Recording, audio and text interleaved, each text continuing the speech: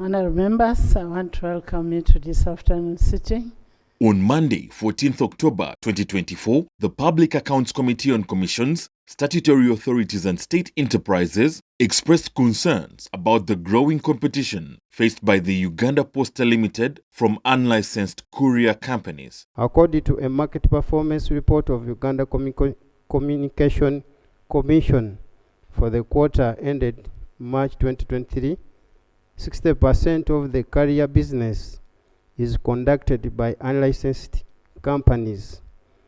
Unlicensed postal and carrier operators cause government to lose tax revenue but also compete with licensed companies. Recommendation.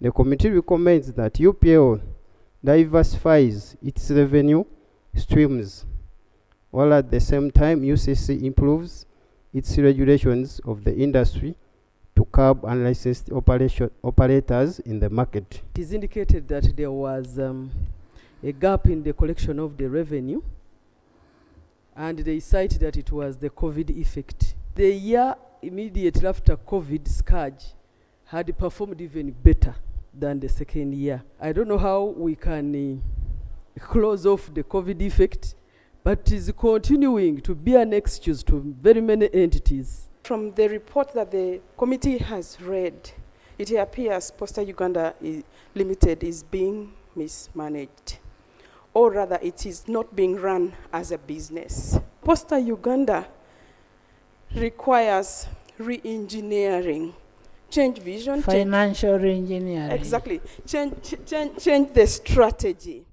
In the sitting, the Sexual Offences Bill 2024 that seeks to enhance punishment of sex offenders and protection of victims during trial was reintroduced for first reading by Soroti City Woman Member of Parliament, Honourable Adeke Ebaju. On the 23rd of May 2023, this Parliament granted me leave to introduce the private member's bill entitled the Sexual Offences Bill.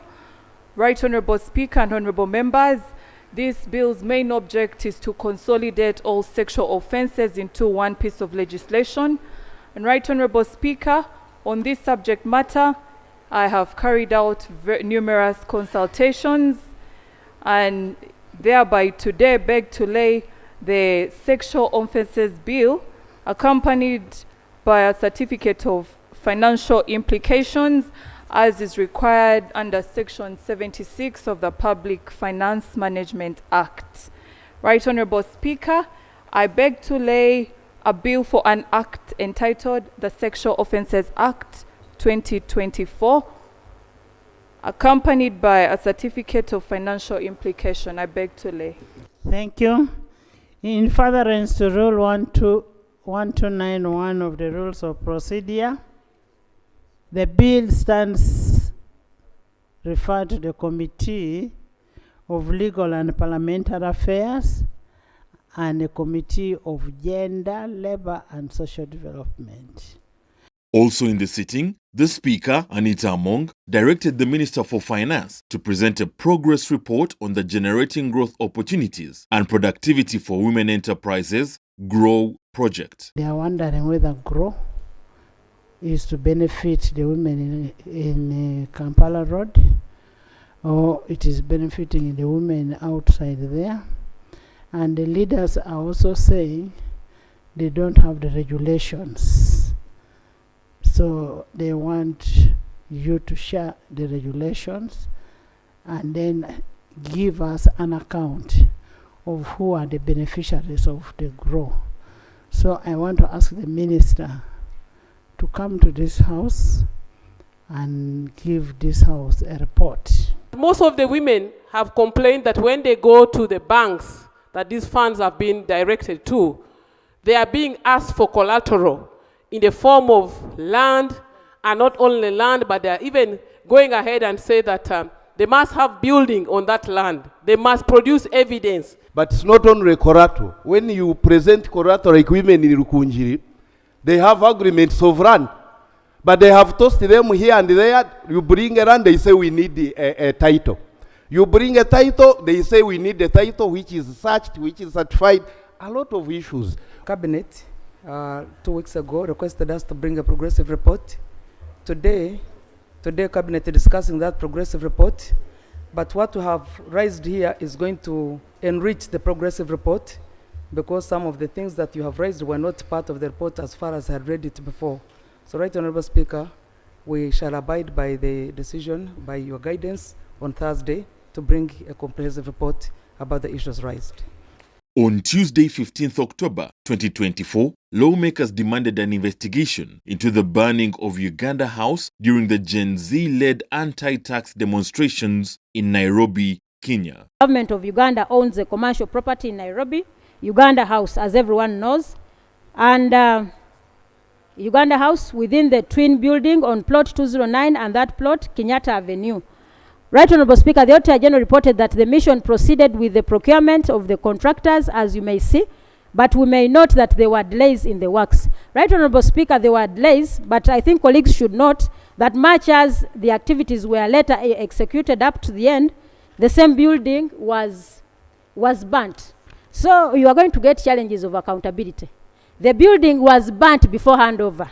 Wouldn't government take this up? One, an attack on a foreign mission shouldn't just pass off casually as they seem to be doing. Number two, all that is lost must be made good by the host country. The matter was handled at very high diplomatic levels, where a letter of regret was sent from government of Kenya by His Excellency the President of the Republic of Kenya to his counterpart, the President of the Republic of Uganda. Minister of Foreign Affairs did receive a copy, but as you are aware, the head of diplomacy in a country is the President. We even discussed this matter at cabinet level, and the President pledged to handle this matter diplomatically. On Wednesday, 16th October 2024, the Public Accounts Committee, Central Government, raised concerns over Uganda's financial management in a report delivered by Committee Chairperson Honorable Muwanga Kivumbi for the financial year ended 30th June 2023. The committee observed that whereas the revenue budget was revised to 48.13 trillion, the expenditure budget was revised to a total of 52.548 trillion in the course of the financial year, leading to unbalanced budget, Right Honourable Speaker, of 4.4 trillion. What this means is that from the word go, the expenditure budget was not matched with the revenue budget. The committee recommends that the Ministry of Finance should continue exploring more avenues of ensuring that all budgeted revenue is realized to fund the budget as approved.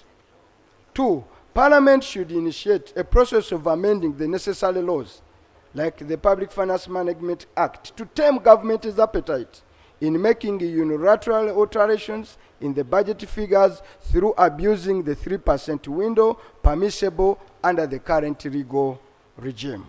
In the sitting, the First Deputy Prime Minister and Minister for East African Community Affairs, Rebecca Kadaga, tabled the East African Community Mediation Agreement Bill 2024 for first reading. I beg to move that the bill entitled the East African Community Mediation Agreement Bill 2024 be read for the first time. It's accompanied by certificate of financial implications. In furtherance to Rule 1291, the rules of procedure, the bill stands referred to the Committee of the East African Affairs. I would like to lay the amended protocol on the East African Community Customs Union. In substance, it's amending the treaty to facilitate establishment of the Remedies Committee to deal with sanctions in case of breaches of the treaty. Yes. It has been ratified and laid by the Minister of Foreign Affairs at the African Union and also at the EAC. I beg to lay. Thank you. On Thursday, 17th October 2024, the Public Accounts Committee on Commissions, Statutory Authorities and State Enterprises raised concerns on over or under budgeting for the employee wage bills of 13 ministries departments and agencies within the past 4 financial years from 2019-2020 to 2022-2023. The committee observes that failure by entities to maintain updated and accurate staff records puts employees to risk of losing out on their benefits in case of exit from the service. It was further observed that the inability of entities to absorb all their wage bill locked up resources that would have been used to deliver services elsewhere. Furthermore, the tendency to consume more funds than approved wage budget without approval is irregular and goes against the Public Finance Management Act 2015. The continuous understaffing had left several staff establishments unfilled, thereby denying services of these office holders to the would-be beneficiaries. Recommendations: accounting officers should budget for wage in a realistic manner in consideration of the existing staff needs. 2, accounting officers should ensure that all their staff payrolls are updated periodically to ensure an accurate database of employees and establish tracking mechanisms to update the same. This requires migration from the manual to a digital system. And 3, the Ministry of Finance should avail adequate wage budget to facilitate recruitment of staff as per the entity's staff establishment. Following the muddle over ownership of the Uganda National Kiswahili Council Bill 2023, the House was informed that Cabinet will, at its next meeting, disclose which ministry will own the bill. We had an issue in the House that was not resolved on the issue of the Swahili Council Culture Bill. And the issue was whether it belonged to gender or to education. And we sent them to harmonize. Can they give us the harmonized position? The Ministry of Education and Sports requests that this bill be withdrawn and by the ministry responsible for gender, despite it going through cabinet. Then we will work within government to see how this matter can be brought back to the House. So as a ministry responsible for education, that is our position. I think I've been taken unaware because I wasn't part of the discussion. So I will beg that I take the report to the respective minister so that next week I will deliver the message. It is withdrawn officially. Thank you. In the circumstances, I would request that you give us time as government to harmonize in cabinet on Monday. Then by Tuesday, we can give a definite position, because even if we are moving for withdrawal, the sponsor of the bill is Ministry of Gender. As per Rule 140, it is only a member in charge of the bill. The House adjourned to Tuesday at 2.